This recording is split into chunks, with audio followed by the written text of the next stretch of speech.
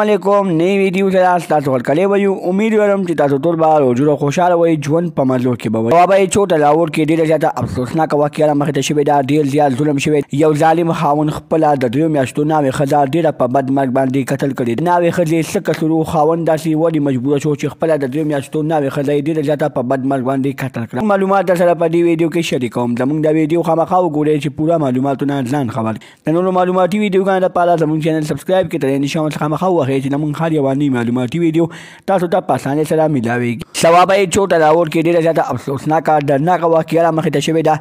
یو ظالم خاوند راپاسي او خپله د 3 میاشتو ناوې ښځه ډېره په بد مرګ باندې قتل کوي.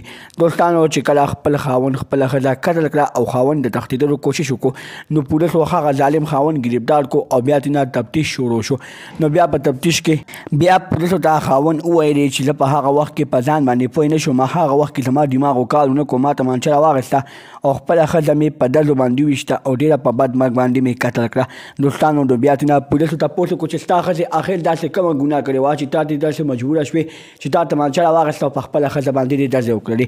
نو بیا ورته دغه ظالم خاوند په جواب کې وویلې چې زما ښځې نه ماته سپینه خبره کړې وه، نه راته توره خبره کړې وه، نه زما له ښځې سپینه ګناه وه، نه یې توره ګناه وه، خو زه په ځان باندې دغه وخت کې پوه نه شوم او ما په خپله ښځه باندې ډزې وکړې او ډېره په بد مرګ باندې مې قتل کړه. دوستانو د هغوی کور والا ډېر زیات په چغو چغو جاري ووایي موږ رول سره یې ډېر زیات زیاتې کړې دي. دوستانو پولیسو ته پکار دي چې دې ظالم له ښه بدترینه سزا ورکړي.